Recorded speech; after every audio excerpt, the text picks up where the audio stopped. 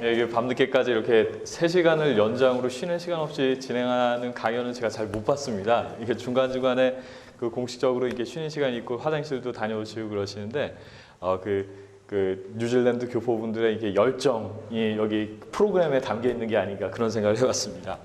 예, 제 이름은 김은구라고 합니다. 예, 안녕하세요. 지금 서울대에서 시작한 트루스 포럼 그리고 또 각 대학들에 이렇게 또 저희가 이렇게 지회 형태로 트루스 포럼 두고 있는데요. 트루스 포럼을 시작했고 지금 계속 활동을 하고 있습니다. 제 이름은 여기 그 대부분 크리스찬들이신가요? 아니신 분들도 혹시 계신가요? 혹시? 거의 다 크리스찬들이신 걸로 그럼 제가 이해하고 말씀을 드리겠습니다. 제 이름은 김은구고 어제도 말씀드렸는데 은혜은자 구할구자 하나님 은혜로 구했다. 하나님 은혜를 구하면서 살아라. 저희 어머니께서 그렇게 지어주셨습니다. 그리고 제 이름은 거꾸로 하시면 좀 재밌어요. 예, 구은김입니다. 구은김. 예, 그래서 예, 구은김. 구은김 아시죠? 밥 싸먹는 김. 예, 그래서 어릴 때 놀림을 많이 당했습니다. 그런데 구은김 이렇게 말씀을 드리면은 다들 뭐 10년 지나도 기억을 하시더라고요. 그래서 그렇게 기억을 해주면 감사하겠습니다. 오늘 최 교수님께서 정말 훌륭한 강연을 해주셨는데 저는 이렇게 트루스 포럼 하면서 사실 이렇게 정말 가슴 설레면서 기뻤던 게 이런 적이 있었습니다. 교회 안 다니는 친구인데 저희 트루스 포럼 이렇게 연락이 와서 이렇게 같이 활동을 했어요. 근데 이 친구가 어느 날 조용하게 이렇게 얘기를 하더라고요. 나는 뭐 교회 안 다니고 그런데 이게 나라가 어려워질 때마다 크리스찬들이 나와가지고 태극기 드는 걸 보니까 하나님 정말 계신 것 같다 이런 얘기를 하더라고요. 그래서 저는 그런 친구들 또 그런 생각을 가지고 또 그 친구들이 이렇게 또 어느 순간 교회 나가고 또 예수님 영접하고 이런 모습을 보고 있습니다. 저는 그게 너무 감사하더라고요. 그래서 저희 또 트루스 포럼의 또 다른 소명이 아닌가 이렇게 생각을 하고 있습니다. 오늘 제가 말씀드릴 내용은 트루스 포럼과 대한민국의 소명입니다. 여기에 대해서 조금 설명을 드리겠습니다. 우선 트루스 포럼 어떻게 시작했는지 잘 모르시는 분들도 많이 계실 텐데요. 제가 말씀을 조금 드리겠습니다. 개인적인 설명을 좀 드리면 서울대에서 법학 전공했고 학부 석사 마친 다음에 게임 회사에 있었습니다. 넥슨 혹시 아시나요? 온라인 게임, 모바일 게임 이렇게 만드는 회사인데 거기 좀 있다가 게임 관련된 이렇게 사업들을 좀 하다가 이게 박사 학위를 마치고 싶은 생각이 들더라고요. 그래서 사회생활을 좀 오래 하다가 다시 이렇게 박사 과정에 들어갔습니다. 2016년도 2학기였는데 들어가고 나서 탄핵 사태가 터졌습니다. 그 탄핵 사태가 돌아가는 것들을 보면서 이게 좌파의 선동 정치가 대한민국을 뒤집을 수도 있겠다는 위기감이 들더라고요. 그래서 그 당시에 사실은 이렇게 언론이 완전히 탄핵으로 사건을 몰아가고 하는 것들을 보면서 사실 이렇게 언론이 하는 얘기들을 이렇게 따라가기도 되게 숨이 벅찬 상황이었습니다. 그런 내용들을 이렇게 지켜보면서 이거 가만히 있으면 안 되겠다라는 생각이 들어서 제가 학부나 석사 때는 써보지도 않은 대자보를 썼습니다. 그래서 대자보를 써서 서울대에다 붙였습니다. 그래서 탄핵은 부당하다라는 내용의 대자보를 붙였는데 그걸 보고 또 정말 많은 분들이 답답해하시던 분들이 연락을 많이 주셨습니다. 그래서 우선 탄핵 사태가 이렇게 진행되는 것들을 보면서 탄핵 반대 서울대인 연대라는 이름으로 서울대에다가 대자보를 계속 붙였습니다. 그런데 저는 법학을 전공했기 때문에 이게 헌법재판소에서 파면이라는 형태로 인용이 될 거라고 꿈에도 상상을 못했습니다. 왜냐하면 재판하려면 여러분 사실관계 먼저 확인하는 게 우선이죠. 근데 헌법재판소가 사실관계 확인을 제대로 안 하더라고요. 언론에서 나와 있는 내용들을 그대로 그냥 사실로 인정하는 듯한 판결을 냈습니다. 정치적인 판결을 내린 거예요. 헌법재판소가 정치적인 고려를 할 수는 있습니다. 그런데 사실관계를 하나도 제대로 밝혀보지도 않았어요. 근데 또 지금 놀라운 거는 형사재판에서도 비슷한 일들이 발생을 하고 있습니다. 그래서 법치주의가 무너진 겁니다. 그래서 저는 이렇게 헌법재판소에서 탄핵 판결이 파면이라는 형태로 인용되는 걸 보면서 이거 가만히 있으면 안 되겠다라는 생각이 들었습니다. 그래서 이 탄핵 반대 서울대인 연대를 어떻게 할까 고민을 하다가 우선 대학 자체가 왼쪽으로 정말 많이 쏠려 있습니다. 그래서 학교 다닐 때부터 그런 그 문제의식을 가지고 있었는데, 그래서 우선 반대되는 목소리를 학교 안에서 낼 수 있는 창구를 마련해야 되겠다. 그래서 포럼을 열어서 강연을 하자라는 생각으로 트루스 포럼을 만들었습니다.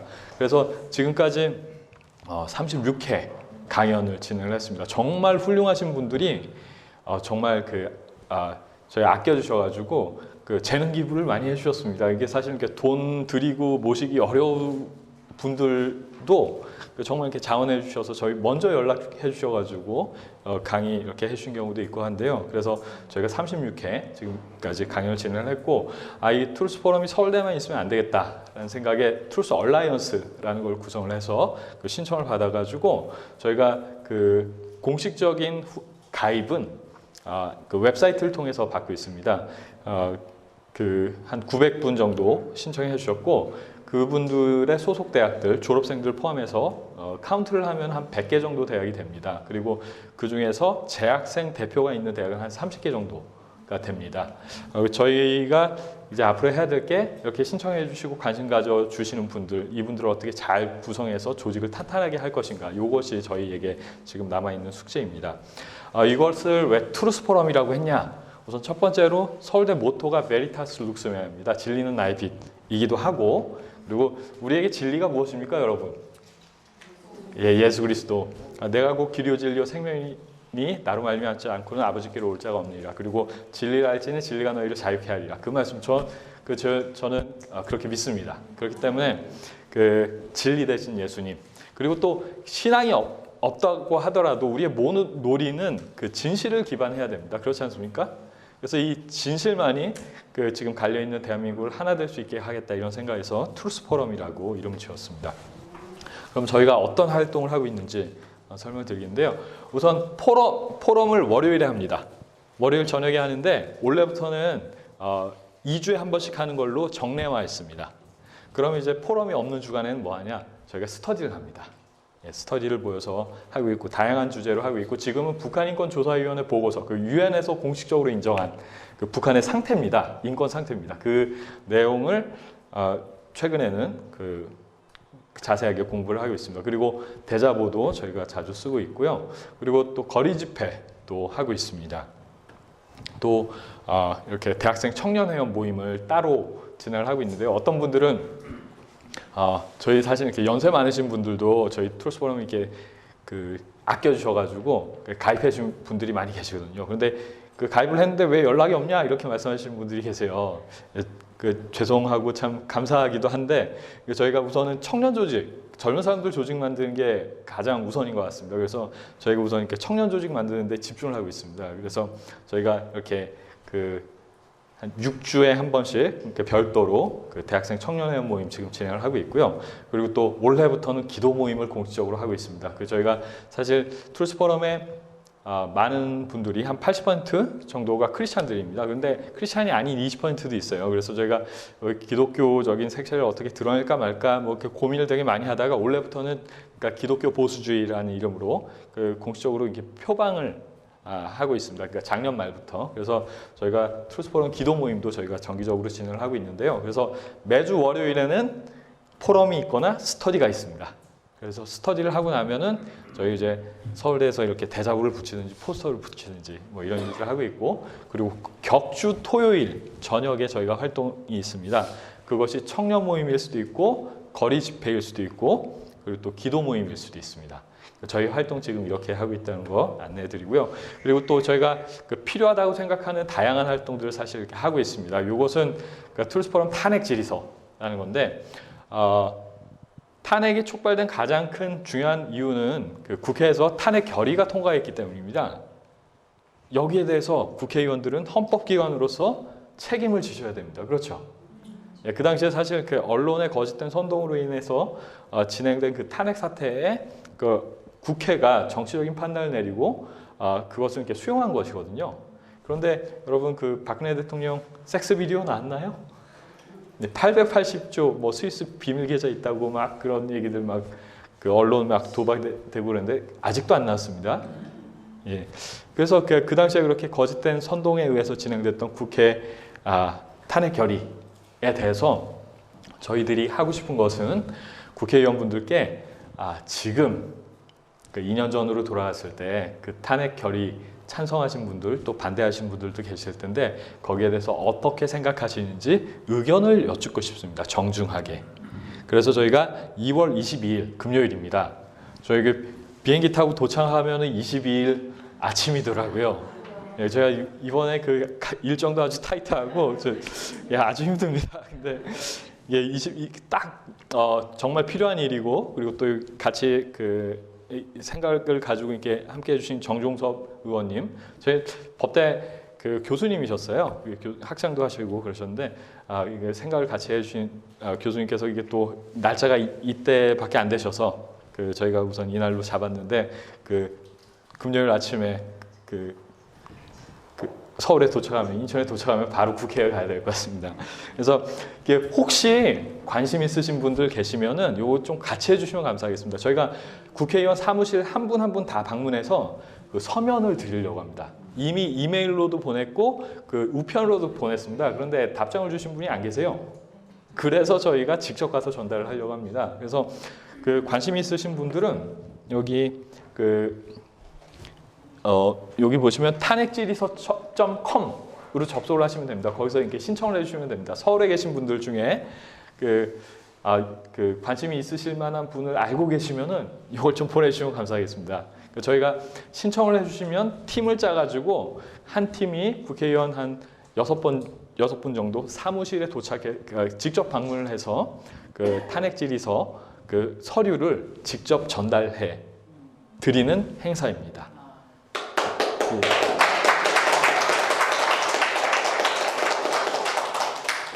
예, 감사합니다. 그리고 저희가 포럼은 그 월요일 저녁에 진행합니다. 2시간 아니면 2시간 반 정도 이렇게 진행을 하는데 방학 때는 학생들이 시간이 좀 그 집중적으로 낼 수 있죠. 그래서 저희가 훌륭하신 분들 이렇게 모시고 툴스 아카데미라는 이름으로 집중 강연을 진행을 하고 있습니다. 서울대에서 이것도 진행을 하고 있는데요.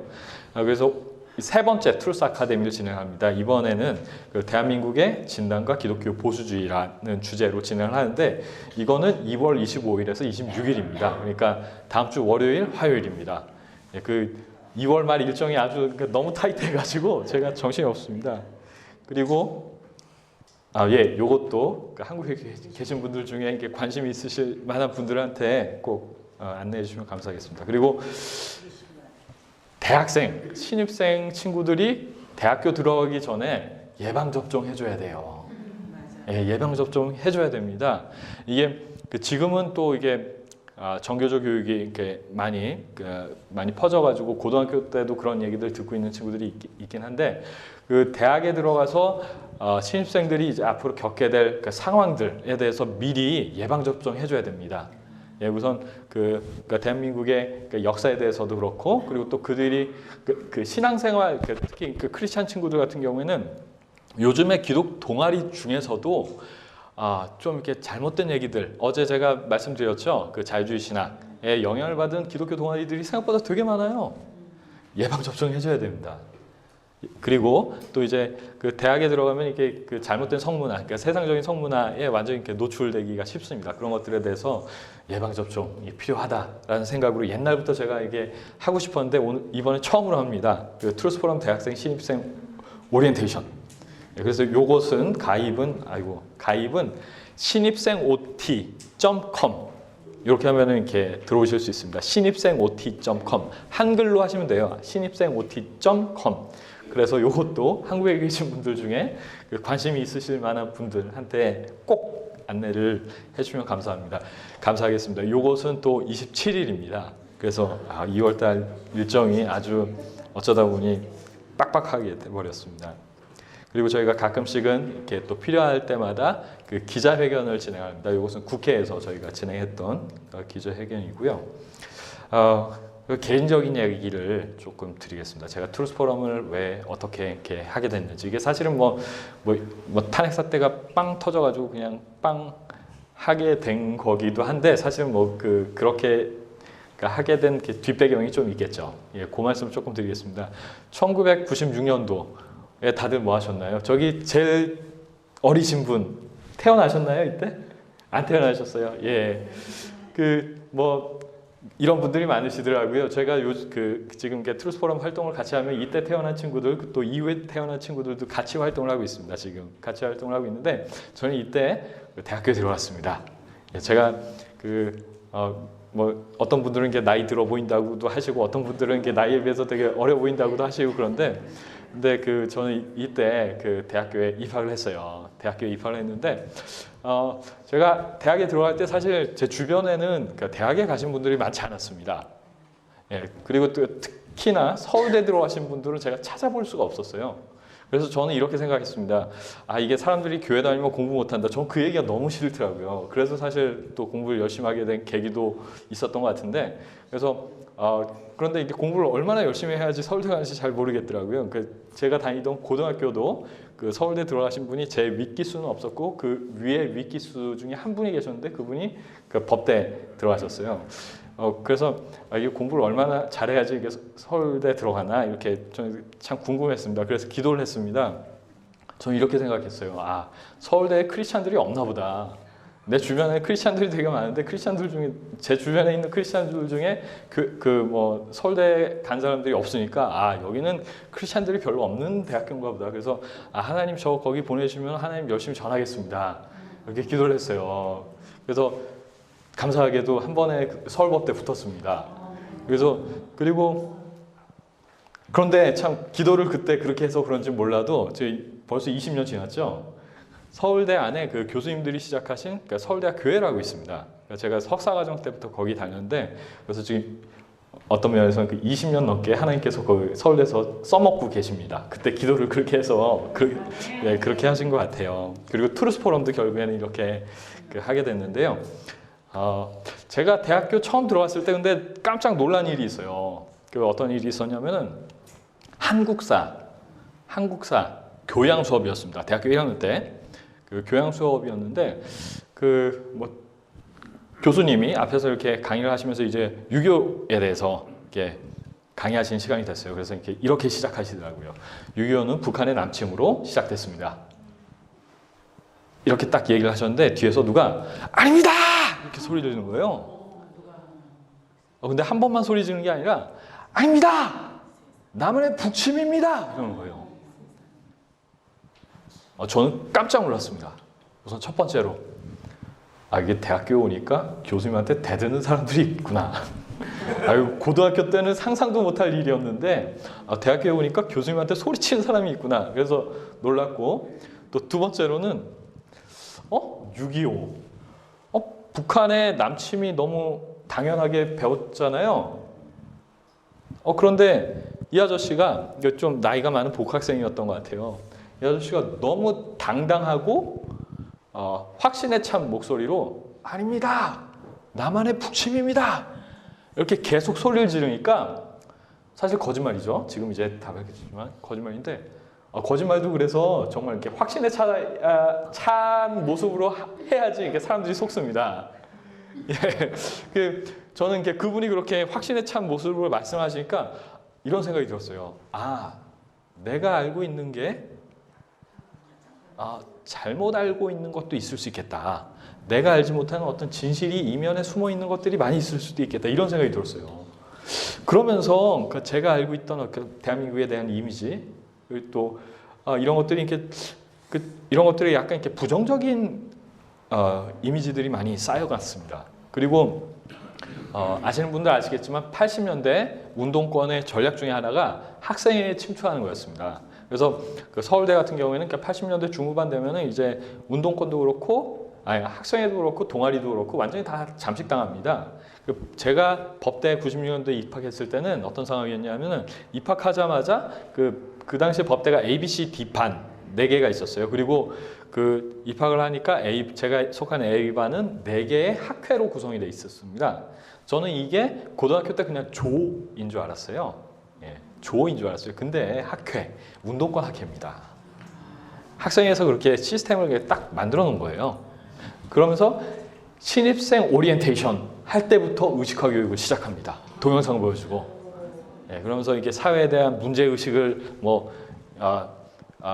제거한다. 이런 취지죠. 취지는 그런데 이게 가만히 보면 운동권 의식화 교육인 거예요. 지금 돌이켜보면. 그리고 제가 학교에 있을 때 지금 돌이켜보면 깜짝 놀랄 만한 얘기인데 어떤 선배가 이런 얘기를 하는 거 들었어요. 아, 이게 빨치산 선배를 만났다. 빨치산 선배를 만났다. 근데 이 아저씨가 이렇게 얘기를 하더라.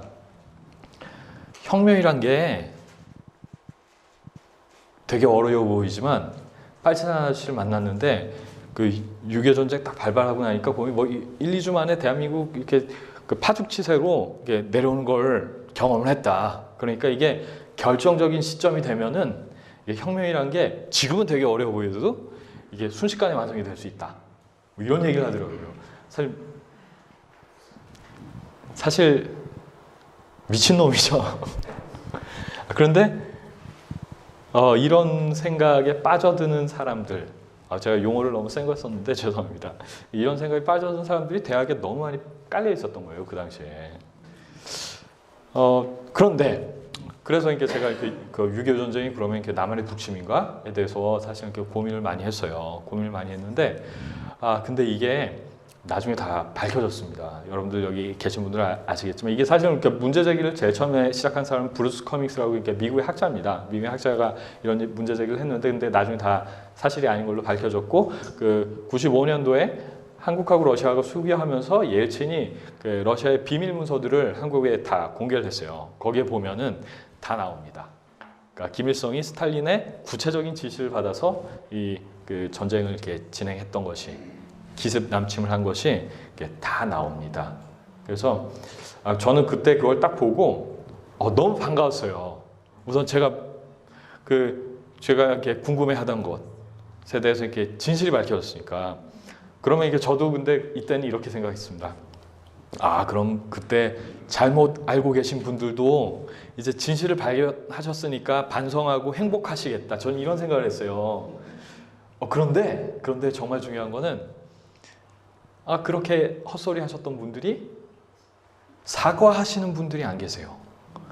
예, 나만의 북침이다 이렇게 얘기를 했으면은 제 할아버지를 비롯해서 그 당시에 전쟁에 참전하셨던 국군 장병 그 선배님들은 바보 되는 거 아닙니까? 그렇죠?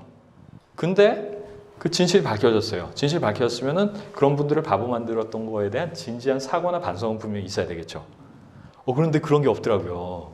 그러면서 한다는 얘기가 뭐 이게 누가 먼저 공격을 했냐는 중요한 게 아니다. 이제 앞으로 이렇게 발전적인 남북 관계를 고려해서 미래지향적인 관계를 건설해 나가야 한다. 뭐 이런 얘기를 하세요. 그리고 또 그래 보니까 그 북한이 남침한 건 맞아. 근데 그 러시아 비밀 문서를 보니까 우리가 그 자유진영에서 얘기하기로는 김일성이 스탈린의 꼭두각시였다라고 이렇게 주장을 하는데 뭐 지시를 받고 그렇게 한 건 맞아. 근데 그 김일성이 계속 지속적으로 남침하게 해달라고 스탈린한테 설득하지 않냐. 그러니까 김일성이 그 주도적으로 진행한 거다. 뭐 이런 식으로 또 말도 안 되는 얘기들을 이렇게 만들어내요. 작출합니다. 예.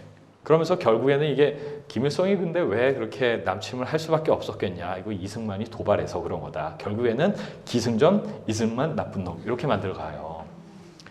예. 저는 이걸 보면서 좀 이상하다. 라는 생각을 했어요. 예. 그리고 요 광우병 사태 아시죠? 광우병 사태. 요걸 보면서 이게 정말 많이 이상하네 라는 생각을 했어요. 그리고 혹시 이분 아시나요? 이분? 미네르바라는 분입니다. 미네르바라는 분인데 이분이 그 당시에 이명박 정권에 대해서 뭐 경제정책이나 이런 거에 대해서 미리 이 사람들이 이렇게 할 것이다 뭐 이렇게 하면서 이렇게 약간 이렇게 비판적인 글들 쓰고 그랬는데 이분이 저희 구속당했어요. 구속당하고 재판도 받았습니다. 근데 이걸 표현의 자유에 대한 침하다 뭐 이런 식으로 이렇게 몰고 왔는데 근데 동일한 사람입니다. 살이 많이 빠졌죠. 예, 동일한 사람입니다. 근데 이 아저씨가 이런 얘기를 했어요. 감옥에 있을 때 20대 청년들이 찾아와서 너 분신자살 해라. 제발. 그러면 우리가 정부 전복할 수 있다. 찾아와서 이런 얘기를 했다고 해요. 이게 우리가 상식적으로 이해할 수 없는 그런 사람들이 대한민국에 있구나. 운동권의 분신자사들, 제가 PD 계열 선배님들, 80년대 초반 학번들 만나 보면은 그것도 유도한 거라고, 친구 중에 하나 이렇게 분신자살한 거라고, 유도한 거라고 이렇게 그 진실 고백을 많이 하시더라고요. 그래서 이게 대한민국을 부정하는 세력이 분명히 있구나. 그리고 이제 그 탄핵 사태를 지나오면서 이 사람들이 지금 정말 이렇게 대한민국을 뒤집을 수도 있겠구나, 이런 그 생각을 갖게 됐습니다. 그런데 여러분, 재밌는 게, 이거 재밌다고 하면 안 되는데, 그 북한의 교육의 목적을 김일성이 직접 이렇게 얘기를 했습니다. 여기 한번 보실까요? 이게 계급 교양에서, 그러니까 교양 교육에서 가장 중요한 것은 뭐냐면은 반제국주의 교육, 미국의 제국주의와 일본의 군사주의에 대항한 교양을 강화시키는 것이다, 이렇게 얘기를 했어요. 그러니까 노란색으로 쓴 거 보시면은 그 반제국, 반미 항일 교육을 강화해야 한다. 요걸 조금 풀어서 정리해서 말씀드리면, 북한의 교육은 딱 이거예요. 반제국주의, 반미, 반일인 겁니다. 근데 반제국주의는 뭐냐면은, 제국주의 정책이 식민지 시장을 개척하기 위한 것이었으니까, 이거는 결국엔 반자본주의로 갑니다. 그러니까 자본주의에 대해서 반대하고 반미하고 반일하는 게 북한의 교육의 목적이에요. 북한의 모든 교육의 목적은 반자본주의, 반미, 반일입니다. 그런데 여러분, 자본주의, 그러니까 자유주의 시장 경제, 우리가 미국하고 무역해가지고 우리가 잘 살게 됐습니까? 못 살게 됐습니까? 너무 잘 살게 됐죠. 그리고 무역 수지도 사실은 지금까지 대한민국이 훨씬 더 높았고, 미국에 비해서. 그리고 또 반미, 지금 반미이기 때문에 북한이 계획적으로 추구하는 것은 주한미군 철수예요. 주한미군 철수하면은 대한민국이 좋겠습니까? 북한이 좋겠습니까? 북한이 좋죠. 그리고 반일, 한일 관계 파탄 나면은 대한민국이 좋겠습니까? 북한이 좋겠습니까? 이게 그 민족적인 감정에 고무돼 가지고 일본에 대해서 아주 안 좋은 감정을 가지고 있는 분들이 계신데, 일본은 우리가 우방이기도 하지만 또 경계도 해야 됩니다. 그런데 비합리적인, 그러니까 친일파 매도는 반드시 구별해내야 됩니다. 북한이 바라는 대로 가고 있는 거예요. 거기에 빠지시면은. 우리가 그걸 알아야 합니다. 그러면은 어떤 분들은 이렇게 하세요. 이거는 그러면은 민주당 지지하는 사람들이 다 공산주의잖아, 이렇게 말씀을 하시는 분들이 계세요. 우리가 요거를 좀 정리를 했으면 좋겠어요. PD 계열하고 NL 계열은 아시죠? 그러니까 고영주 변호사님은 이렇게 정리를 하십니다. 그냥 공산주의자가 있는데 NL 계열하고 PD 계열 둘 다 공산주의자다. 근데 NL 계열은 북한을 모국이라고 생각하고 PD 계열은 소련을 모국이라고 생각한다. 근데 둘 다 공산주의자다. 이렇게 정리하면 깔끔합니다. 그냥 쉽게 이렇게 정리를 하는데, 근데 그러면 PD 계열은 북한 지지하면 안 되죠. 북한은 사실은 엄밀한 의미에서 얘기하는 사회주의의 이상향과는 거리가 멉니다. 그렇죠? 아주 멉니다. 김일성 왕조를 만들었잖아요.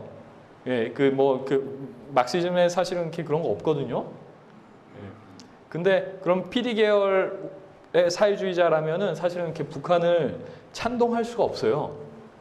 근데 저희 트루스 포럼에서 강연해 주신 이강호 선배님이라는 분이 계신데, 이분이 PD 계열로서 아주 열심히 활동을 하셨습니다. 지하 조직, PD 계열 지하 조직을 이끄셨던 분이에요. 근데 이분이 선배들한테 이렇게 교육도 받고 그랬는데, 한 3, 4년쯤 됐더니 위에 선배들이 이런 얘기를 하더랍니다.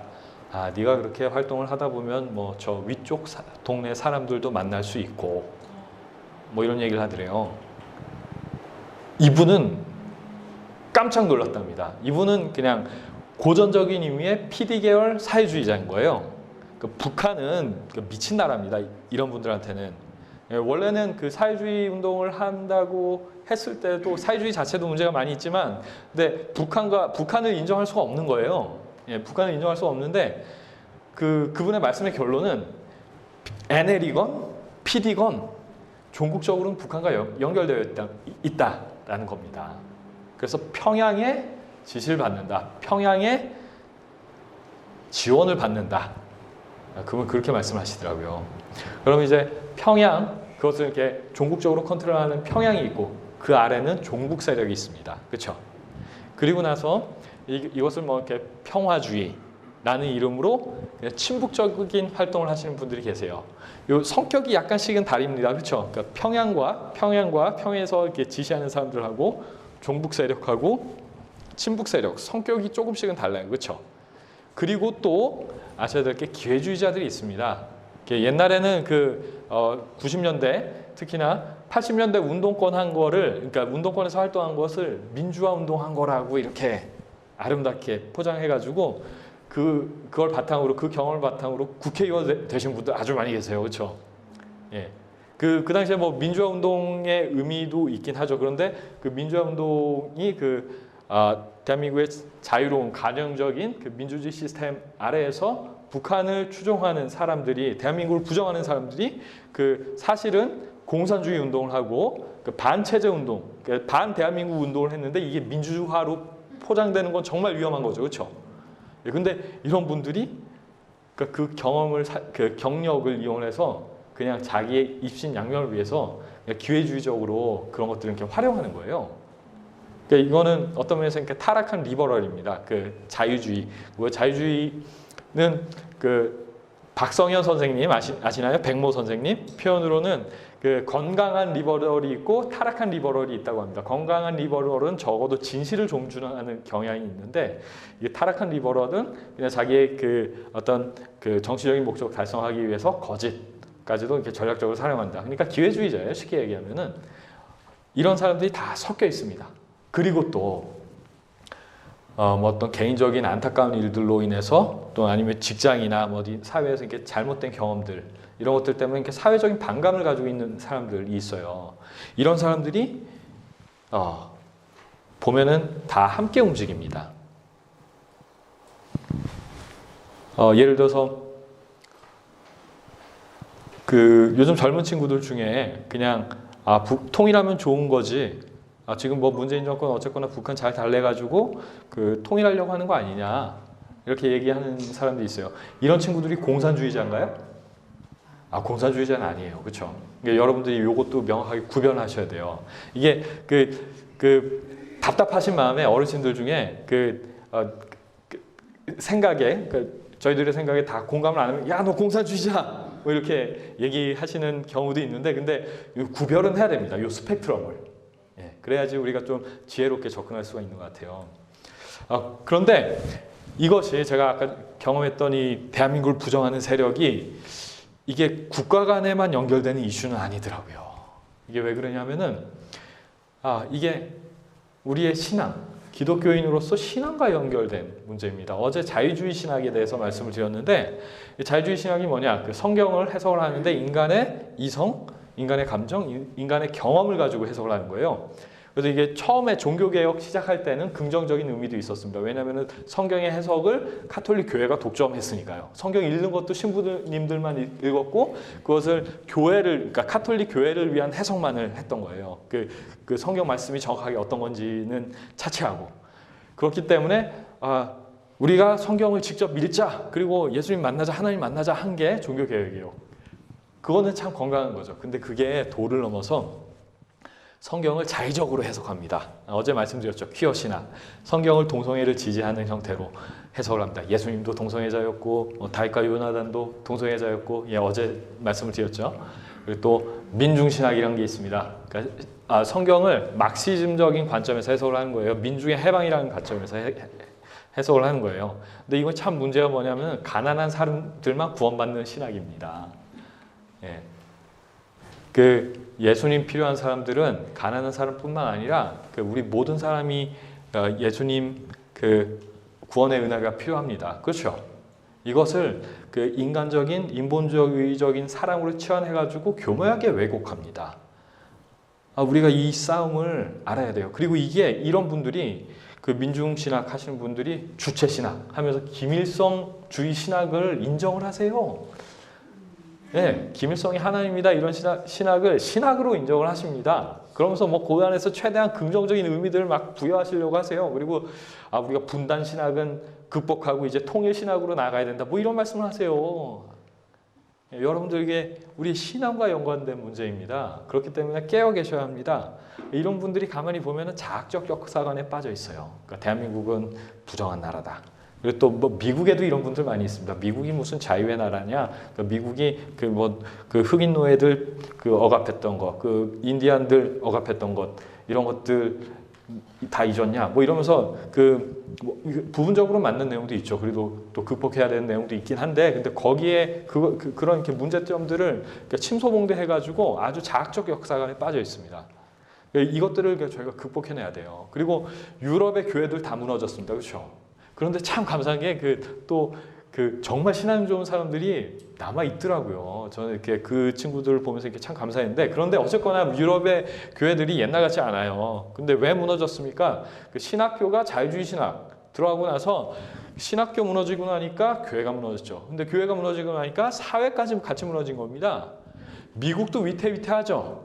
그렇죠? 미국도 위태위태하고 대한민국도 사실은 정말 위험한데, 근데 참 감사하게 그 동성애 이슈를 하나님께서 사용하셔가지고 자유주의 신학의 위험성을 한국 교회가 조금 빨리 깨닫게 하셨어요. 참 감사하게도. 이것은 사실은 이렇게 유럽과 미국에서 신앙의 선배들이 피 흘리면서 싸워낸 결과 위에서 대한민국이 이렇게 지금 이 이슈를 다루고 있기 때문에 사실 이렇게 대응을 할 수가 있는 겁니다. 이게 차별금지법이라는 내용으로 사회에 이렇게 딱 나왔을 때 당연히 차별하면 안 되죠, 그렇죠? 근데 그 차별금지 사유 중에 하나가 뭐 성적 지향, 성별 정체성이 들어가 있으면은 완전히 다른 내용이 됩니다. 예. 근데 미국은 그게 법으로 통과된 주들이 참 많아요. 유럽도 마찬가지고. 근데 그런 것들이 한국에도 이미 들어왔습니다. 국가인권위원회 법에 보면 그런 내용들이 있는데, 근데 그것들이 속도를 내서 법으로 제정이 될 뻔했어요. 근데 유럽에서 그런 일들이 있었고 미국에서 그런 일들이 있었기 때문에 한국에서 그것을 지연시키면서 막아낼 수가 있는 겁니다. 저는 이게 정말 이렇게 영적 전쟁입니다. 결국엔 영적 전쟁이에요. 영적 전쟁이고 하나님께서 지금 이렇게 한국 교회를 이 싸움을 위해서 준비하신 것 같아요.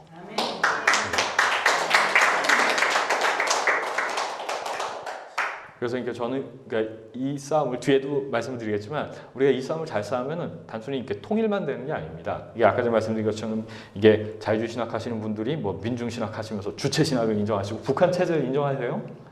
우리가 이 싸움을 잘 싸우면은 통일을 준비하는 길이기도 하고, 더 나아가서 북한에 그치는 게 아니라 이 지금 왜곡된 자유주의 신학 때문에 무너진 유럽의 교회들, 미국의 교회들 다시 세우는데 하나님께서 한국 교회를 사용하시는 이 거룩한 싸움에 쓰임 받고 있는 겁니다. 예, 아멘. 예, 트루스 포럼을 저희가 이렇게 시작한 지 이제 2년이 조금 넘어가고 있는데요. 처음에 탄핵 사태를 보면서 이렇게 놀라신 많은 분들이 참 들어오셨어요. 그리고 청년들도 그런 사람들이 참 많이 들었는데, 근데 정말 다양한 사람들이 막 섞여 있습니다. 그러다 보니까 이 모임을 어떻게 끌고 가야 되냐에 대해서 사실 지난 2년 동안 고민을 많이 했어요. 고민을 많이 하다가 우선 우리의 기본 가치가 무엇이냐에 대해서 사실 제가 고민을 되게 많이 했습니다. 그러다가 작년 후반에 이 내용들을 이렇게 정리를 했습니다. 그리고 이제는 공식적으로 표방을 하고 있는데요. 우선 첫 번째로 대한민국의 건국과 산업화의 가치를 인정합니다.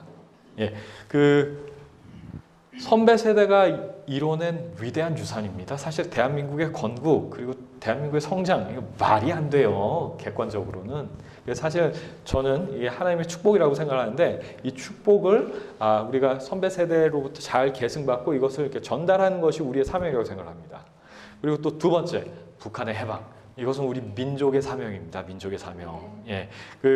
그리고 또 세 번째, 이것을 위해서 굳건한 한미 동맹이 필요합니다. 예, 한미동맹 어떤 사람들은 이렇게 얘기하세요. 야, 도대체 너 언제까지 미국의 노예로 살 거냐? 이런 얘기를 하세요. 예, 근데 한미동맹은 자유와 진리라는 가치 아래에 있는 동맹입니다. 예, 그렇기 때문에 미국이 만약에 미국 사회가 잘못된 그 자유와 진리라는 가치에 비춰봤을 때 잘못된 쪽으로 나가면은 우리가 동맹, 친구로서 바른 목소리를 내줘야 돼요. 예를 들어서 이렇게 동성애 이슈 같은 경우. 예. 그리고 우리가 목소리를 내야지 미국 안에 있는 신실한 크리스찬들이 힘을 얻습니다. 그리고 미국에서 또 목소리를 내줘야지 한국에서도 힘을 얻어요. 그래서 우리가 같이 협력을 해야 됩니다. 그런 의미에서 그 자유와 진리 아래 있는 동맹, 더 나아가서 예수 그리스도 안에 하나 된 전 동맹이라고 생각합니다. 예. 그리고 1, 2, 3번은 저희 경우에 따라서는 문재인 대통령 찍었던 친구들 중에서도 사실 이렇게 공감하는 사람들이 잘 많아요. 그 당시에 사실 뭐 잘 모르고 그렇게 찍었던 친구들이 많은데 그 친구들 중에서도 1, 2, 3번 특히나 뭐 한미동맹 이거 대한민국을 위해서 이게 정말 필요한 거지 뭐 이렇게 얘기하는 사람들이 많습니다. 근데 4번, 5번에서 사실 좀 걸립니다. 우선 네 번째, 탄핵의 부당성. 저희 처음에도 말씀드렸지만 탄핵 사태가 언론의 거짓된 선동으로 인해서 진행된 점이라는 것에 대해서 인식을 하고 있고 그렇기 때문에 부정적인 인식을 공유를 하고 있습니다. 어떤 분들은 뭐 뒤에도 말씀드리겠지만 4번, 5번은 빼는 게 어떻겠냐. 확장성을 위해서. 뭐 이런 말씀 많이 하시는데 그래서 고민을 되게 많이 했어요. 많이 했는데 아니다. 우리는 이거 할 얘기는 분명하게 하고 우리는 그 확장성에 집중하기보다는 가치에 중심을 두고 나가야 한다. 그리고 또 이 가치에 동의하는 분들을 모시고 확장해 나가야 된다라고 방향을 잡았습니다. 5번 기독교적 가치관 존중인데요. 말씀드렸던 것처럼 그 트루스 포럼에는 크리스천들만 있는 거 아니에요. 예, 지금 대한민국의 상황을 보고 위험하다고 생각하시는 많은 분들이 같이 해주시고 계십니다. 그런데 크리스찬들이 또 많이 있어요. 그런데 크리스찬들이 중심이 된 모임으로 가야 합니다. 그렇기 때문에 저희 가입 사이트에 그 기독교적 우리가 이렇게 그 기독인 단체는 아니지만 트루스 포럼은 기독교적 가치관을 존중하는 견지에서 운영을 한다는 점을 이렇게 미리 말씀을 드리고 거기에 공감하시는 분들을 모십니다. 예, 우선 그 산업화의 가치 인정. 이 5가지 그 인식에 대해서 조금 자세하게 말씀을 드리겠는데요. 건국과 산업화의 가치 인정. 이 친구가 펜앤마이크 아시나요? 거기서 기획기사라는 걸 만들었는데 나의 좌파 탈출기라는 것을 이렇게 공모를 해서 했는데 이 친구가 대상 받았어요. 예, 대상 받았는데 1등 했습니다. 근데 이 친구가 어떤 친구였냐 하면은 나는 좌파였다. 나 고등학교 때부터 막시즘 책 끼고 살았다. 그리고 그 공산당 선언 외우고 살았다. 왜냐하면은 그 당시 전교조 선생님이 그렇게 가르쳐줬고 자기 그 선배들 그 동아리가 있었는데 고등학교 때 동아리 선배들이 그렇게 막 가르쳐서 나는 그렇게 살았다. 그때 내가 어떻게 배웠냐? 대한민국은 만악의 근원이었다. 이게 대한민국은 친일파가 미국에 빌붙어서 세운 부정한 나라다. 정당성이 없는 나라다. 그리고 자본주의는 1%가 99% 착취하는 시스템이기 때문에 이 대한민국 뒤집어 엎고 사회주의로 나가야 된다. 이것이 답이다. 그렇게 믿어 의심치 않았다. 이렇게 얘기를 해요. 예. 그런데 감사한 거는 이 친구가 어쨌거나 대상 받았어요. 그러니까 생각이 바뀐 거죠. 그렇죠? 이 친구가 어떻게 생각을 바꿨을까요? 이게 그 과정을 읽어본 것도 참 재밌는데 이 친구가 그래도 나름 똑똑한 친구였었던 것 같아요. 그런데 고등학교 때, 그러니까 중고등학교 때 이런 생각에 사로잡히고 나니까 이런 생각이 들었답니다. 공부해서 뭐 하냐? 사회가 문제인데 이게 혁명이 없이는 답이 없는데 내가 공부해서 뭐 하냐? 이런 생각이 들더래요. 그러니까 이 구조적인 문제를 해결하기 전에는 내가 공부하는 게 의미가 없다 이런 생각이 들더래요. 그래서 이 친구가 공부가 소원해졌습니다. 그런데 수학능력 시험을 쳤어요. 그리고 성적표를 받았습니다. 그런데 자기가 봐도 너무 환상적으로 못 봤더래요. 그래서 그때 깨달았답니다. 이거는 사회 구조적인 문제가 아니라 내가 공부 안 해서 이 말도 안 되는 성적을 받았다. 그러면서 갑자기 이렇게 자기가 이렇게 망치로 머리를 한 대 이게 딱 맞은 느낌이 들어요. 그러면서 공부하기 시작했답니다. 그리고 이제 재수하는 거잖아요. 근데 뭐 이게 돈도 벌어야 하겠기에 아르바이트 하면서 어렵게 공부를 하고 뭐 그런 과정에서 아, 내가 열심히 일하는 게 중요하구나. 그리고 또 전교조 그 선생님들이 얘기하는 뭐 이승만이나 이런 사람들에 대한 책도 다 찾아봤는데 내가 완전히 잘못 알고 있었구나 이런 것들을 깨닫게 됐답니다.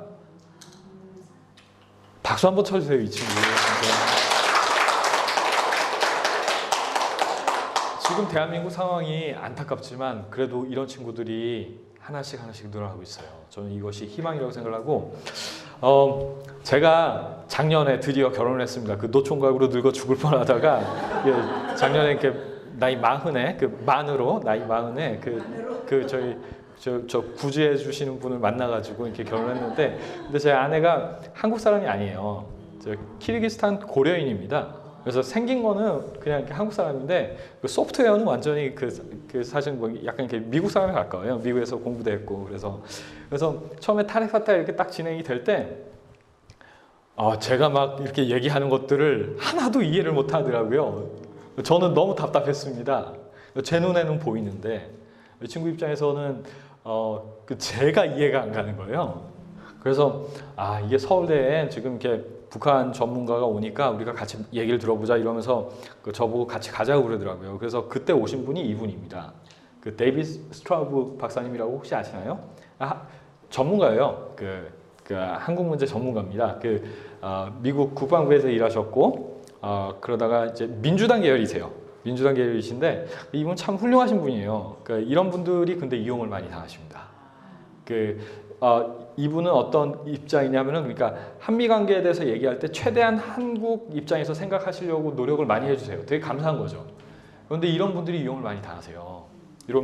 이용을 많이 당하시는데 이분이 제가 탄핵 사태에 대해서 물어봤어요. 그랬더니 뭐 탄핵 사태는 뭐 민주주의의 아름다운 대한민국의 민주주의의 아름다운 발현 아니냐 뭐 이런 식으로 말씀하셔서 제가 나중에 이렇게 말씀드렸습니다. 그 사람들 지금 이렇게 탄핵 사태를 주도한 핵심 그 인사들이 어떤 사람들이지 아냐.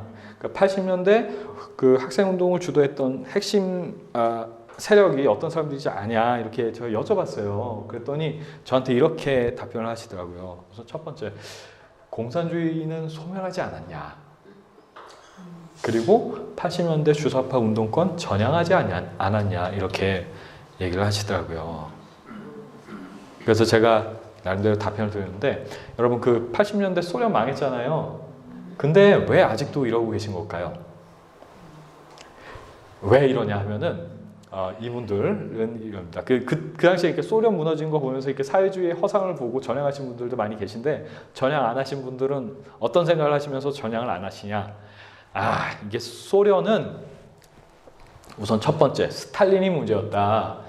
이게 스탈린이 소련을 만들어서 일국 사회주의, 그러니까 우선 그 나라를 먼저 만들어서 대응하자 이렇게 얘기를 했는데 트로츠키라고 있습니다. 트로츠키는 끝까지 이렇게 얘기했습니다. 국제공산당, 그러니까 전 세계 모든 프롤레타리아트들이 연대해서 동시에 혁명을 해야 된다 이렇게 얘기를 했어요. 그러니까 이게 스탈린이 자기 욕심에 혁명을 막쳤다 이렇게 얘기를 합니다. 그래서 우리가 트로츠키를 따라가야 된다, 따라갔어야 된다 이렇게 얘기를 합니다. 이게 미국에서도 사회주의를 많이 먹은 친구들 이런 얘기를 해요. 우리가 트로츠키 따라갔어야 된다. 그리고 지금도 그렇게 하면 된다 이렇게 얘기를 합니다. 예. 이게 프란시스 후쿠야마가 역사의 조언을 얘기했죠. 그러니까 자본주의와 공산주의의 대결에서 그러니까 민주주의와 공산주의의 대결에서 민주주의가 승리했고 그렇기 때문에 역사는 끝났다. 민주주의의 역사로 이제 끝났다. 그러니까 이제 지루한 역사가 반복될 거다. 뭐 이런 얘기를 하는데 지금 돌이켜보면 그런가요? 아닙니다. 역사의 전쟁은 계속되고 있어요. 정신의 전쟁은 계속되고 있습니다. 우리가 이걸 명확하게 알아야 되고, 그리고 또 80년대 주사파 운동권 주체 사상에는 3가지 기둥이 있습니다. 첫 번째, 철학적 인식, 그러니까 인간 중심 철학. 되게 멋있게 들리죠. 그리고 두 번째, 그러니까 사회 역사적 인식. 이건 뭐냐 하면은 인간의 역사는 자연에 대한 투쟁 또 사회에 대한 투쟁이다. 자연에 대한 투쟁은 뭐냐면은 생산력 증대 투쟁이다. 그러니까 생산력을 예를 들어서 이렇게 쌀 농사 지어가지고 쌀을 최대한 많이 생산하는 그런 게 자연에 대한 투쟁이다. 그리고 또 사회에 대한 투쟁은 뭐냐면은 반제국주의 반미 투쟁이다. 이렇게 얘기를 해요. 이게 그 두 번째 기둥입니다. 그리고 세 번째 기둥이 뭐냐면은 인민 대중은 혁명을 수행할 역량이 없기 때문에 당의 영도를 따라야 하고 당은 수령의 영도를 따라야 한다. 이게 수령론이에요. 그래서 이 세 가지가 주체 사상의 핵심입니다. 그런데 이렇게 얘기하시는 분들이 계세요. 북한 잘못됐지. 북한 독재 국가야. 김일성 왕조지. 북한 나빠. 김일성 나빠. 김정일 나빠. 김정은 나빠. 이렇게 얘기를 하세요. 이분이 전향하신 것처럼 보이죠? 그렇죠? 그런데 가만히 보면 아까 전에 세 개 말씀드렸죠? 예, 수령론 잘못됐다는 얘기입니다. 독재니까. 그럼 첫 번째, 두 번째 그대로 인정하고 가시는 거예요. 예, 여러분들 명확하게 아셔야 됩니다. 예, 반자본주의, 반미, 반일 그 감정 그대로 가지고 계신 거예요. 여러분들 잘 알고 계셔야 됩니다. 이제 끝나고 마지막에 감사하겠습니다. 그래서 이 친구들도 그렇게 얘기를 합니다. 태영호공사 체포해라 이런 친구들 이런 생각이 빠져 있는 겁니다.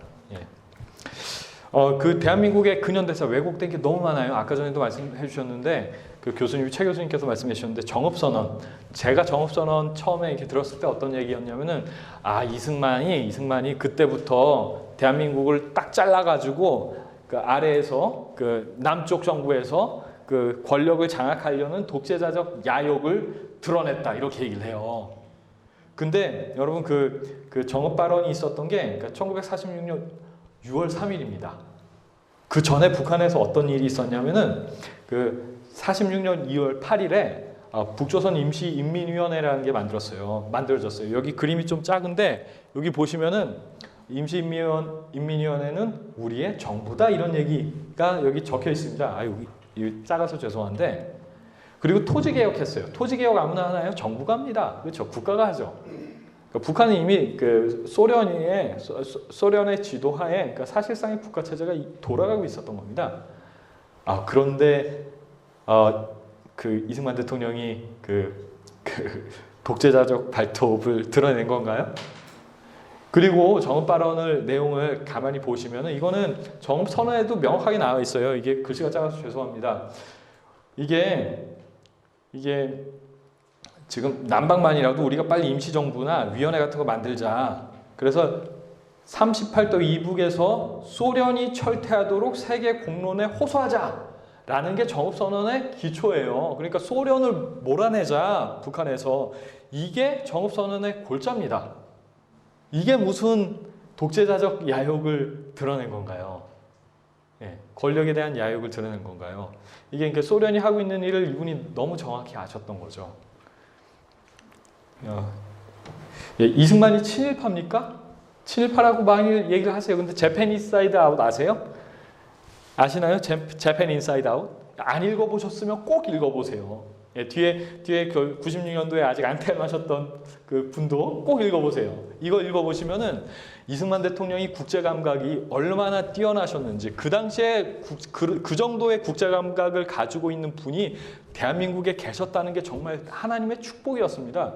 지금과 견주어 봐도 전혀 손색이 없어요. 오히려 지금의 국제 정세를 해석하는 눈과 거의 비슷하십니다. 꼭 읽어보십시오. 안 읽어보셨으면. 이게 일본의 가면을 벗긴다라는 게 한글로도 번역이 돼 있거든요. 영문으로 쓰셨습니다. 최초에. 근데 그 책을 한번 꼭 읽어보십시오. 이게 일본은 어떤 나라냐? 천황주의 국가입니다. 그래서 천황만이 신성을 가진 유일한 통치자다. 그리고 이제 이 신성을 가진 유일한 국가인 일본만이 세계의 모든 무질서를 해소하고 평화를 이룰 수 있다. 이런 생각을 가지고 있는 거예요. 그러면서 이렇게 전쟁을 정당화한 겁니다. 그런 일본의 팽창 정책, 그러니까 천황중의 위험성에 대해서 미국 사회에다가 계속 말씀을 하셨어요. 그 얘기를 집대성한 것이 바로 재팬 인사이드 아웃입니다. 그래서 미국 너네 그 당시에 보면은 일본 사람들이 그 뭐 하와이를 비롯해서 미국에 아주 많이 들어가 있었어요. 그래서 미국 안에도 일본을 아주 좋게 보는 사람들이 되게 많았습니다. 정치인들 안에서도. 그 일본이 그 당시에 정말 공작을 아주 그 저기 언론을 통제해 가면서 아주 정말 물샐 듯 없이 했습니다. 미국에 대해서. 그래서 미국 사람들이 가지고 있는 일본에 대한 인식이 아주 호의적이었어요. 근데 일본한테 너네 속지 마라 미국아 라고 얘기하신 게 이승만 대통령이 돼요. 근데 이 책이 나오고 얼마 안 있다가 진주만 공습이 터졌습니다. 그러고 나니까 이승만 대통령은 완전히 선지자가 됐어요. 선지자. 미국 사람들한테. 그러고 나서 미국이 2차 대전에 참전하고 전쟁을 종결시켰죠. 그렇죠? 그러니까 2차 대전의 종결은 이승만 대통령의 역할이 정말 컸다고 얘기해도 과언이 아닙니다, 여러분. 이분이 친일파예요? 아이고 참. 이승만이 친미파입니까? 이승만 대통령이? 아이고 에버레디 작전 혹시 들어보셨나요? 6.25 전쟁 당시에 이승만 대통령 북한 주민들 우리가 완전히 해방해야 된다. 그래서 북신 통일 계속 얘기하셨어요. 근데 미국은 2차 대전 끝나고 났는데 그러니까 한국 전쟁까지 하니까 얼마나 힘들어요. 그래서 최대한 빨리 나가고 싶어 했습니다. 그래서 휴전협정 빨리 하고 싶어 했는데 이승만 대통령이 자꾸 그 북신 통일 얘기를 하고 또 경우에 따라서는 그러니까 너네가 만약에 주한미군 철수하면은 우리가 지금 한국에 있는 미국인들 인질로 잡겠다 뭐 이런 얘기를 하고 하니까 이승만 대통령 살해하려고 했어요. 암살하려고 했습니다. 이게 에버레디 작전입니다. 예. 그리고 이제 휴전협정 얘기가 왔다 갔다 하고 있을 때 그 당시에 이제 대한민국이 가지고 있던 인민군 포로들하고 북한이 가지고 있던 국군 포로 교환하고 전쟁을 빨리 끝내려고 했어요. 이게 연합군의 기본적인 계획이었습니다. 미군을 포함해서. 그런데 인민군 포로들 중에 국군이 데리고 있었던 인민군 포로들 중에 이 사람들이 사회주의자가 아닌데 그 당시에 그냥 공산주의자들한테 떠밀려 가지고 인민군이 된 사람들이 너무 많은 거예요. 그래서 나는 가기 싫다 이런 분들이 이렇게 너무 많았어요. 그런데 이승만 대통령이 그냥 이런 사람들 돌려보낼 수 있었을까요? 예, 없었어요. 그런데 미군을 포함해서 연합군은 빨리 교환하고 끝내는 게 목적이었습니다. 그래서 이승만 대통령이 국군을 보내가지고 미군들 보초들한테 고춧가루 뿌리고 제압하고 해서 단공 포로를 석방을 했어요. 완전히 연합군 입장에서는 불똥 터진 겁니다. 이제 전쟁 끝나려고 했는데 이승만 정말 미웠겠죠, 그렇죠? 예. 그 역동적인 과정을 거쳐 나가면서 너네가 정말 이렇게 할 거면은 우리 대한민국 주한미군이 만약에 철수하면은 게 대한민국은 오래 가지 못할 것이다. 하지만 이것이 우리가 다 죽을 수도 있다. 하지만 이것은 우리가 다 죽는다고 하더라도 이것은 우리의 선택이다. 라고 얘기를 하시면서 끝까지 고수를 하셨어요. 그러면서 미국하고 체결한 게 한미 상호 방위 조약입니다. 대등한 조약이에요. 예. 그러면서 미군이 이제 주둔하게 됐던 건데 더 놀랐던 거는 개인적으로 이때 휴전협정이 체결되는 날 이승만 대통령이 뭐 좋아하지 않으셨어요. 그러면서 북한 동포들에게 이렇게 말씀하셨습니다. 북한 동포 여러분, 우리가 너무 죄송합니다. 미군이 겁을 먹어버리는 바람에 우리가 여기서 멈춥니다. 하지만 여러분들을 해방하고자 하는 우리 민족의 사명은 결코 잊혀지지 않을 것이고 언젠가는 반드시 완수될 것입니다. 이게 휴전협정 조인되는 날 이런 말씀을 하셨어요. 그리고 저는 또 나중에 놀랐던 게 이제 6.25 전쟁 끝나고 이승만 대통령이 미국 의회 가세요. 거기서 연설을 하십니다. 연설을 하시는데 저 깜짝 놀랐어요. 나중에 이런 말씀을 하시더라고요. 우리가 미국이 흘린 피해 정말 감사한다. 그런데 여러분이 거기서 멈춰서는 안 됐었다. 북한의 주민들 공산주의라는 거짓 속에 폭압 속에 던져두고 나온 거다. 여기서 끝난 게 아니라 그리고 또 중국의 많은 백성들도 해방했어야 된다. 이 말씀을 하셨어요. 미친놈이죠. 어떤 의미에서는. 예, 미국 사람들 전쟁 광이라고 불렀습니다. 이승만 대통령.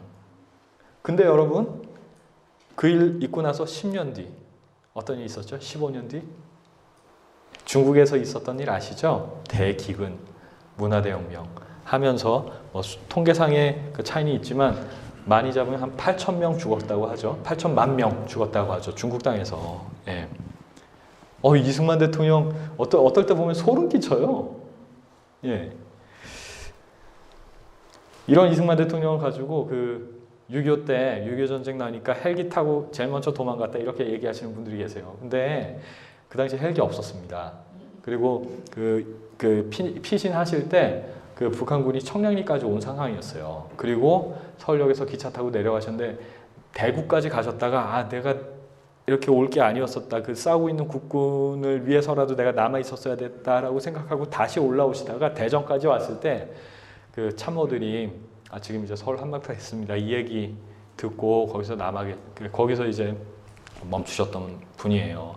이 뭐 6.25 때 이승만 대통령 헬기 타고 도망갔다라고 하시는 분들 그냥 가만히 들어보면은 그냥 속된 말로 이승만 대통령 그때 되줬으면 좋겠다 이런 생각하시는 분들이세요. 보면은 우리가 이 왜곡되고 있는 역사에 대해서 명확하게 알아야 됩니다. 그 박정희 대통령에 대해서도 피터 드러커 아시죠? 그 경형학의 아버지라고 하신 분이 박정희 대통령에 대해서 언급을 하셨어요. 2차 대전 후 세계 역사에서 가장 놀라운 일은 박정희 대통령 하에 대한민국의 경제 발전이다 이런 말씀을 하셨어요. 피터 드러커가. 예, 모르셨나요? 예, 그리고 엘빈 토플러 아시죠? 엘빈 토플러 미래학자 아주 유명한 미래학자인데 이분은 또 이렇게 말씀하셨습니다. 그 민주화라는 것은 기본적으로 경제 성장이 어느 정도 된 다음에 가능한 건데 그렇기 때문에 박정희 대통령을 독재자라고 비난하는 것은 말이 안 된다 이런 말씀을 하셨어요. 이분이. 그리고 아까 전에 제가 브루스 커밍스 얘기했죠. 남침 유도설 뭐 이런 것들 얘기를 해가지고 한때 이렇게 혼란스럽게 했던 사람인데 이 사람은 박정희 대통령에 대해서 이렇게 또 얘기를 하세요. 그 당시 그 아시아 지도자들 중에 많은 사람들이 부패했었다. 그런데 이승만 대통령이 자기의 모든 열정을 오로지 그 국가의 발전을 위해서 헌신했고 부패하지 않았다. 이렇게 그 좌파학자입니다. 이렇게 평가를 합니다. 우리가 이런 박정희 대통령에 대해서 우리가 후대가 제대로 알아야죠. 그렇죠? 그냥 박정희, 이승만 이러면 그냥 독재자, 아주 공식처럼 인식이 돼버렸어요. 예. 우리가 이 사태를 바로 잡아야 됩니다. 이런 현실을 바로 잡아야 됩니다. 그리고 북한의 해방, 아까 말씀드렸는데 지금 앞에 보이는 것이 그 UN 북한인권조사위원회 보고서의 결론입니다. 그러니까 뭐냐면은 북한 정권에 의해서 인도 범죄, 그러니까 인륜에 반하는 극악 무도한 범죄들이 북한 정권에 의해서 지금도 북한의 전 지역에서 조직적이고 체계적으로 자행되고 있다.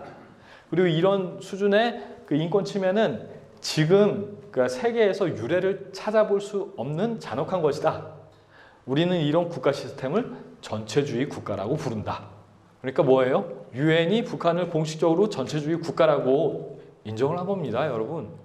그런데도 불구하고 이렇게 얘기하시는 분들이 계세요. 북한은 황금 쌀래기 같은 기회와 축복의 땅이고 비정규직이라는 단어조차 없다. 뭐 이런 말씀을 하세요. 이런 분들이 계십니다. 네, 이런 분들이 계세요.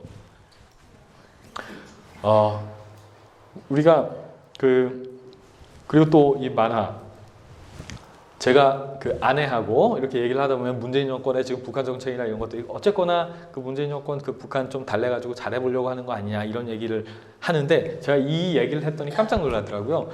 그 외국인들도 기본적으로 김일성은 독재자입니다. 그렇죠? 외국 이렇게 대다수의 그리고 또 북한에 대한 인식 아까 전에도 어떤 분들이 말씀해 주셨는데 뉴질랜드 분들도 북한 김일성 김정은에 대해서 이렇게 제대로 알고 계시더라고요. 그 독재자라고. 예. 그래서 한국 분들이 오히려 뭐 이게 좀 그 뭐 평화 뭐 이런 얘기를 하면서 뭐 북한도 나라다 뭐 이런 얘기를 하면은 좀 그 구박하신다고 뭐 이런 얘기를 들었는데 뉴질랜드 분들이 참 감사한데 대한민국 안에서 지금 이게 김일성 찬양하는 만화예요. 이게 교과서처럼 나오고 있습니다. 그러니까 김일성도 나름 위대한 지도자였다. 뭐 이런 식의 내용을 교과서 한국사 만화 뭐 이런 책이 우수상으로 뭐 우수도서로 선정이 되고 뭐 이게 지금 대한민국의 현실이에요. 이런 현실에 대해서 여러분 국제사회에 지속적으로 알리셔야 됩니다. 예, 지금 한국 사람들 중에 저 평화주의라는 마약에 취해서 그 북한의 현실을 의도적으로 외면하는 사람들, 의도적이건 그러니까 비의도적이건 외면하는 사람들이 있다는 현실에 대해서 우리가 국제사회에 국제 공론에 계속 호소해야 합니다. 여러분들 뉴질랜드 교민분들, 뉴질랜드 사회에 계속 호소하셔야 됩니다. 그리고 또 미국에 계신 분들, 미국에서 계속 호소하셔야 됩니다. 예, 특히 젊은 분들, 영어 편하신 분들 이런 일들 반드시 하셔야 돼요. 저희도 최대한 열심히 하고 있습니다. 예, 이런 사람들이 있다는 거 국제사회에 저희가 얘기를 해야 됩니다. 굳건한 한미동맹, 아까 전에 말씀드린 것처럼 가치동맹입니다. 우리 뭐 대한민국이 노예로 사는 거 아니에요. 예, 그 교역량 무역 수지 비교해 보면 한국이 월등하게 이익을 많이 봤어요. 미국에 대해서. 그런데 한미 간의 좌파의 위험한 연대가 있습니다. 우리가 이것을 명확하게 알아야 됩니다. 한국의 좌파하고 미국의 좌파는 그냥 by default로 그 협력하는 관계입니다. by default로. 그러니까 이게 근데 참 재밌는 게 미국의 좌파도 그렇고 한국의 좌파도 그렇고 자학적 역사관에 빠져 있어요. 아까 전에 말씀드렸죠. 대한민국은 태어나지 말았어요. 부정한 나라다. 그리고 미국의 좌파는 뭐 민주주의의 그 아름다운 민주주의 국가라고 하지만 우리 그 흑인에 대한 차별 그리고 또 뭐 인디언에 대한 차별 이런 것들 봤을 때 전혀 그렇지 않다라고 이렇게 얘기를 하면서 그 자학적인 역사관에 깔려 있어요. 근데 대학에 들어가서 교육을 받으면 기본적으로 좌파가 됩니다. 한국이건 미국이건. 그리고 이런 분들이 언론사에서 기자를 하세요. 예, 이런 분들이 자동적으로 연대가 됩니다. 그러니까 생각하는 틀이 비슷하거든요. 근데 한 가지 우리가 명확하게 목소리를 내야 돼요. 그러니까 뉴질랜드도 아마 비슷하실 거예요. 한국의 좌파하고 미국의 좌파, 뉴질랜드의 좌파 같나요? 아닙니다. 다릅니다. 한국의 좌파는 종북 또는 친북 좌파입니다. 북한의 영향을 받고 있습니다. 우리가 이 사실을 명확하게 인식시켜줘야 돼요. 국제사회에. 이게 특히 한국 밖에 계신 교민들의 역할입니다. 예, 그 트럼프 대통령 대한민국 국회에서 연설하신 거 들어보셨나요? 정말 감동적이죠? 정말 감동적이었는데 그때 제 선배 한 분이 저희 유럽 쪽에 출장을 가셨는데 거기 뉴욕타임즈 국제판 1면에 어떤 기사가 실렸냐면은 한국과 미국의 동맹, 불안한 동맹. 이거 뭐 필요하냐?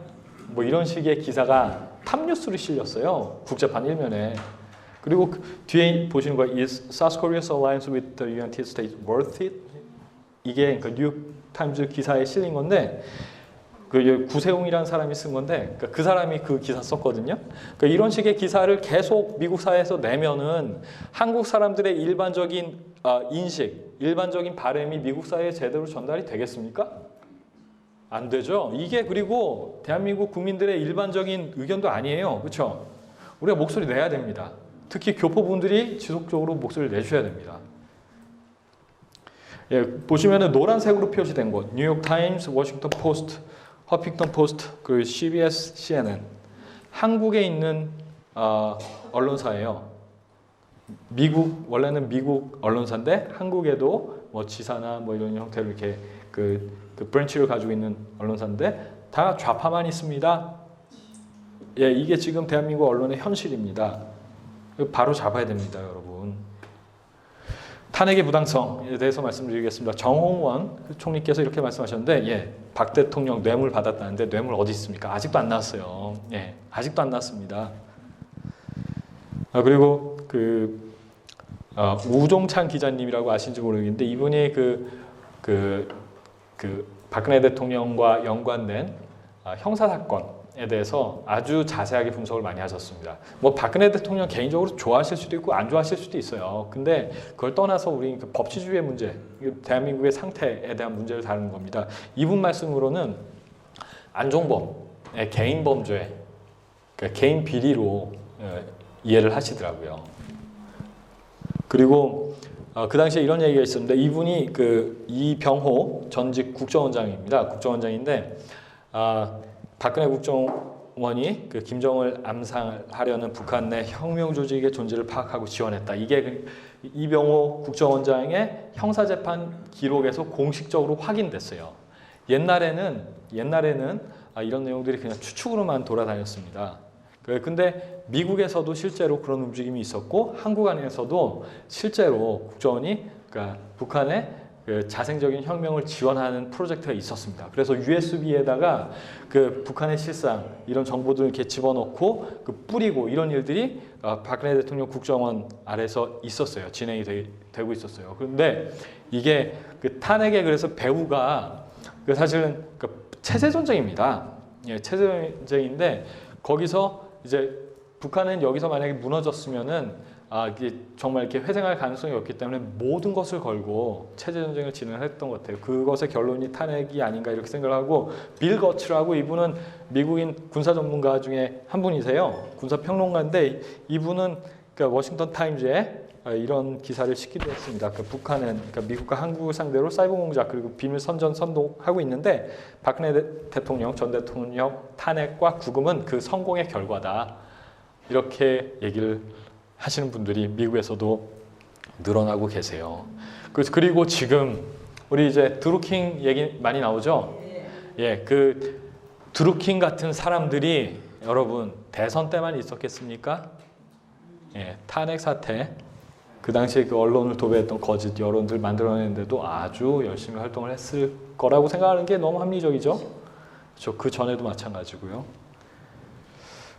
예, 마지막으로 기독교적 가치관 존중인데 공식적으로 이제 저희가 기독교 보수주의를 표방하고 나갑니다. 그 펜스 부통령이 이렇게 말씀하셨어요.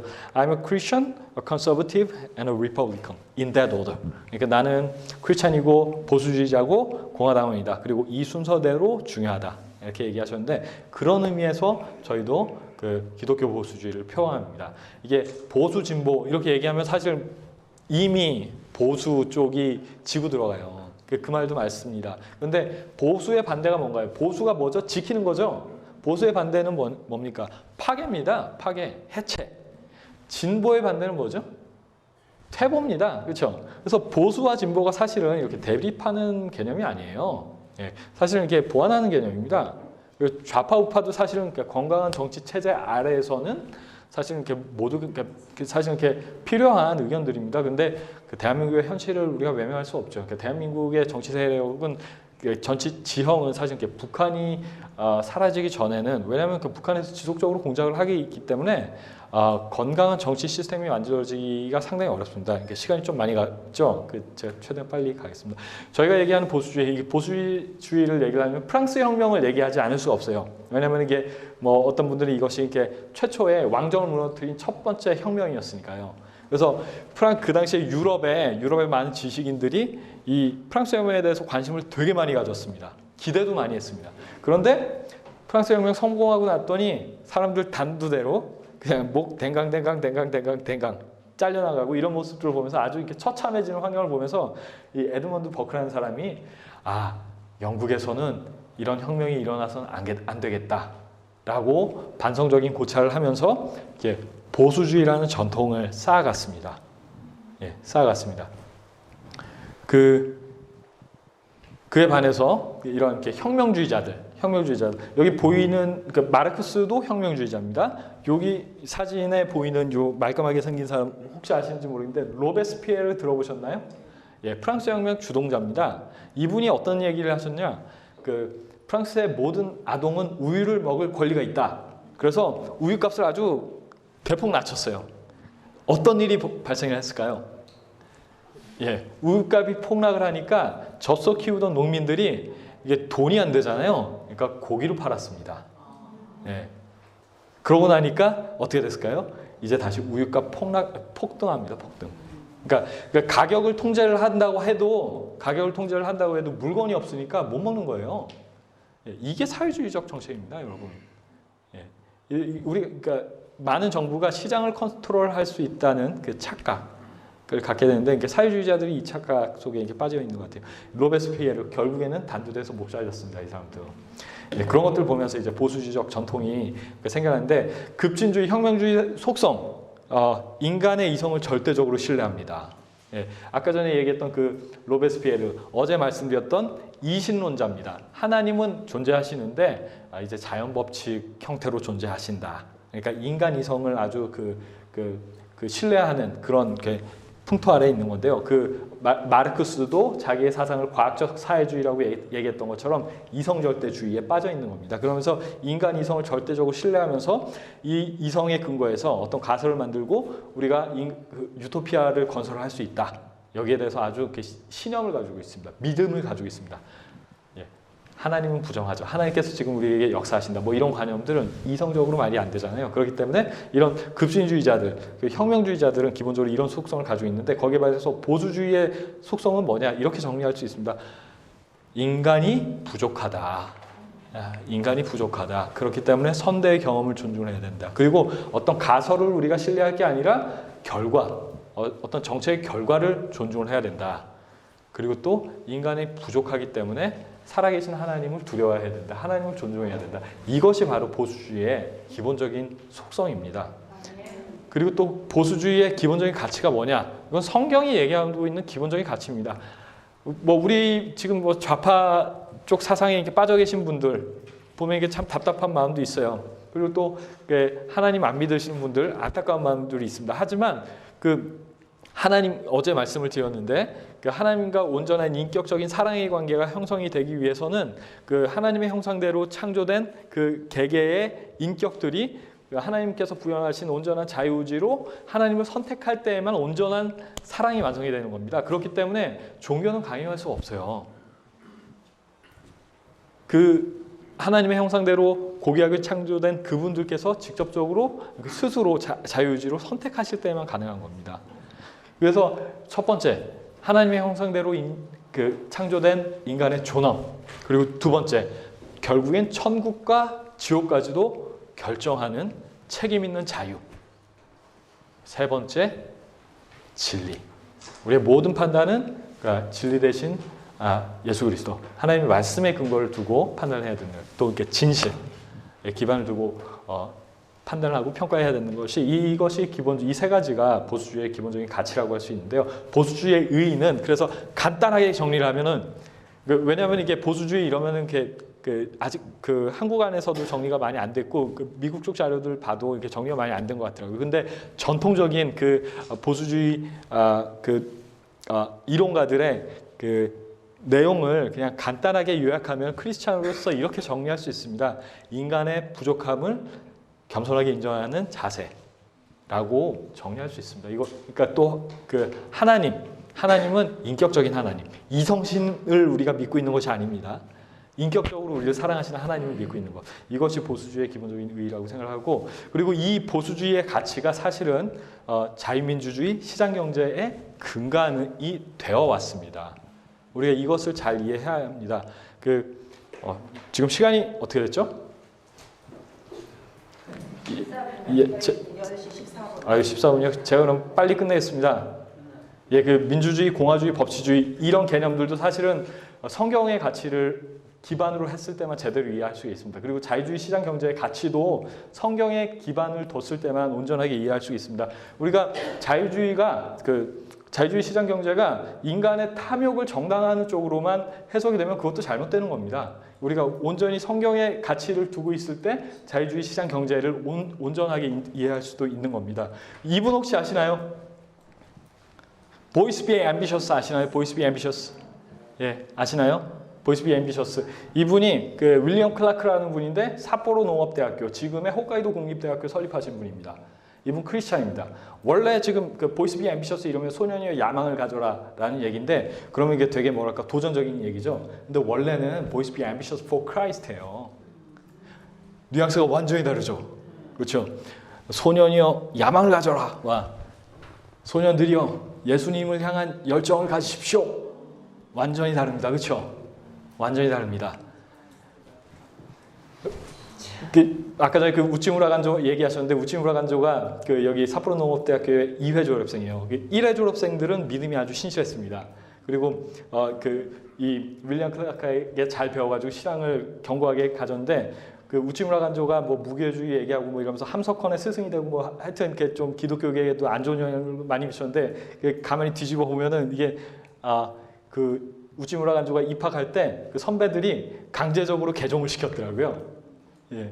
하여튼 뭐 제가 말씀드리고 싶은 거는 보이스 비 앰비셔스하고 보이스 비 앰비셔스 포 크라이스트하고 완전히 다릅니다. 그렇죠? 근데 보이스 비 앰비셔스 포 크라이스트에서 포 크라이스트를 빼버리는 게 사탄의 전략입니다. 사탄이 원하는 겁니다. 그렇죠? 역사의 주인은 하나님이세요. 하나님께서 그분을 찾고 의지하는 사람들 사용하셔서 그 놀라운 구원의 역사에 우리 한 사람 한 사람을 초대하시는 그 하나님의 섭리가 인간의 역사입니다. 근데 이 인간의 역사에서 하나님이 일하시는 것을 빼버리는 게 사탄의 역사예요. 그렇죠? 이 대한민국도 마찬가지입니다, 여러분.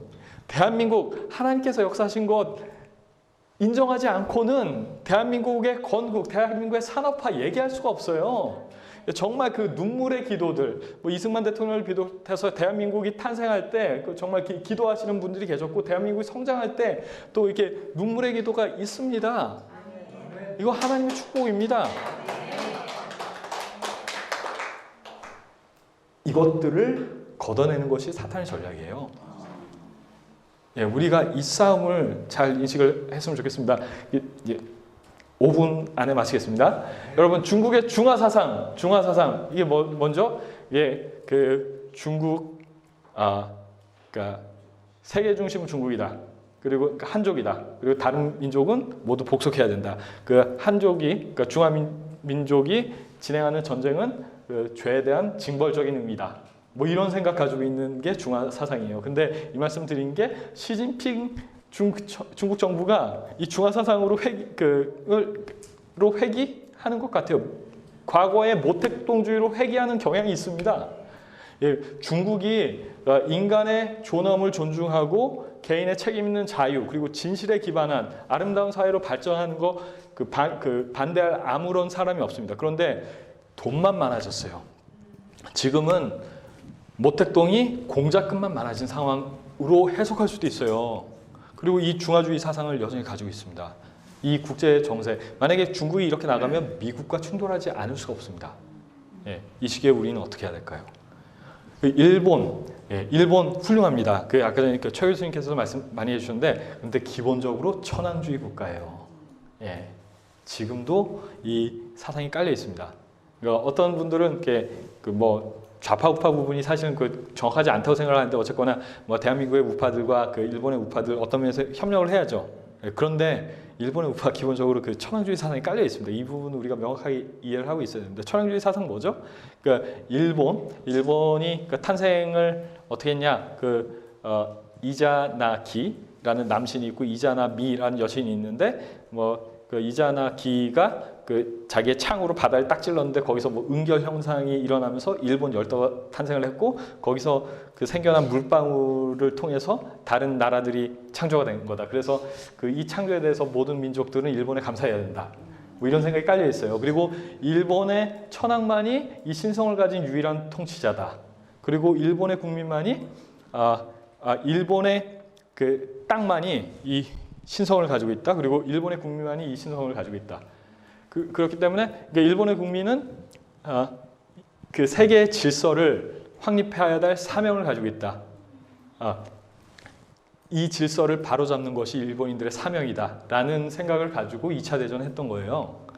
그런데 이 천황주의가 아직도 깔려 있어요. 다양한 어떤 문화적인 요소로 깔려 있는데 사실은 영적인 함의가 상당히 큽니다. 예, 여러분들 이걸 아셔야 돼요. 그러면은 우리 옆에 있는 중국과 일본이 이런 생각이 있는데 한국은 어떤 자세로 임해야 되나요? 한국의 사상은 무엇인가요? 저는 이 말씀을 드리고 싶습니다. 저는 한국을 생각하면 이 말씀이 떠올라요. 건축자의 버린 돌이 집 모퉁이의 머릿돌이 되었나니 이는 여호와의 행하신 것이 우리 눈에 기이한 바로다.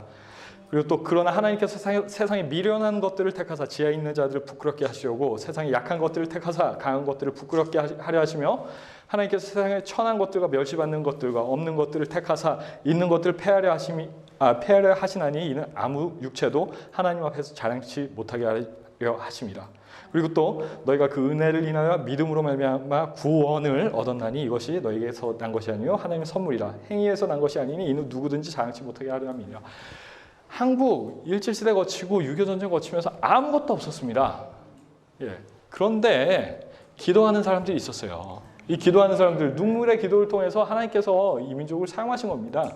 그래서 저는 이게 대한민국 우리 민족의 사명은 결국에 이거인 것 같아요. 하나님께서 살아계시고 정말 이렇게 하나님께서 눈물의 기도를 들으시면서 그 사람들을 그렇게 하나님을 찾는 사람들을 사용하신다.